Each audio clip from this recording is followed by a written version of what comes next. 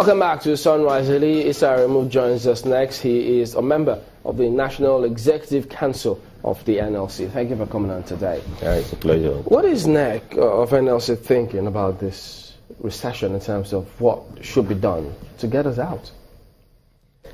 Well, I think NLC position, we've reacted to this. The NLC president spoke yesterday, but what is very significant is that I think apparently the whole country has arrived at where the Nigerian workers have always been. We talk of the recession now in the country, but I think we talk more in the labor movement. Workers, being workers. Yeah, we are. I mean, well, including you and me, working people. You know, what I'm saying here is that we have been in depression, really, not just recession. Oh yeah, I mean depression. Oh yeah, the working people. Why you know, because you need to also disaggregate this economic crisis. You know, it affects different categories of people in different ways. But Nigerian working people have actually been in a state of depression for so long. You know very well, non-payment of salaries, and even the salaries that are paid. I mean, get the numbers. I mean, the Bureau of Statistics have done very well in terms of giving us the numbers to explain the recession. But the missing link, I think there is need for improvement on the labor statistics, labor market statistics. I mean, we know the unemployment rates, but you need to look at the level of income, especially wage income. The current minimum wage of 18,000 naira, when we signed it, naira was exchanging for about 140. Are you asking for an increase in minimum wage? No, I'm just telling you to tell you the level of the depression that affects the working people. 2010, when we signed this minimum wage, actually was about 142 US dollars. You know, and it was about $120, dollars per month. Today, at this rate, minimum wage has declined to about less than $45. Inflation had gone up, so wage income had totally collapsed. So what I'm saying here is that we have been in depression. So if Nigeria arrives at recession, I think all we all need to do together is for us to see how we can collectively cope to overcome this recession. What steps did you recommend? Yeah, but no, we've said so that economic issues are too important to be left to any segment of the economy. So we need what I call bipartisan or, pan-Nigeria, approach to this. I think all the stakeholders have to come together. I'm quite impressed with the level of discussion now, because economic discourse in Nigeria has been very low. Even the politics has not been enriched by any economic discussion. I mean, I listened to Dr. Adeyemi this morning. I mean, your program, the economic advisor to the president, my very good friend, and I agree with him. Some things have been done by this government in terms of reflating the economy. The budget is the highest in recent time.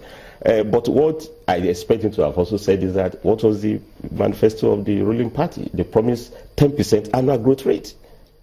And then, in less than 2 years, we have returned back to negative growth rates. I mean, we need to hold our leaders accountable, to their claims, in terms of economic issues. So, it's important. So, I think the first thing we need to do quickly, and I think there are quick win solutions. The Central Bank of Nigeria, in terms of its development finance, and I'm impressed about that, they try to manage the exchange rate. They have these 41 items of goods, which they argue that we can produce locally. I mean, and then you need to restrict exchange rate to them. And I think it's legitimate. There's need for capital control when you have capital scarcity. I thought now it is for the federal authorities, the fiscal authorities, to complement that. And I think the president... You mean what exactly? Yeah, practically, I think the president, and in particular the VP that runs the economy team, should have a stakeholder meeting with manufacturers of those 41 items. And in a sense, the VP has started along that line at the level of textile. We've been meeting since last year, but we could do more. It's not over until we get concrete results. How far have you gone in that sector? Yeah, I think for the first, this government has shown commitment to revive the textile industry, and there have been a lot of engagement with the stakeholders. But there are a number of issues that we need to resolve. Talking of cost of doing business, we can't be competitive as manufacturers. I give you an example. Gas is very, very important to fire our plants, Well, it's bad enough that we are charging in dollar terms. But even then, the dollar rate is the highest in the world, $7 per square cubic meter, the way they measure gas. I mean, you can't be competitive at this level. And with this exchange rate, I mean, with the fluctuation, instability in the exchange rate, they also pass the burden on the manufacturer. So most plants can't cope with that level. Simple LPFO, which is, sourced from the refineries, which we use to fire some of our, machines for spinning and weaving, is also not available. As I'm talking to you now, one of the surviving biggest textile mills that we have in the country, with direct jobs of about 3,000 workers in Ikorodu, has gone on temporary closure for 2 weeks. And what was the reason? Cotton is not available.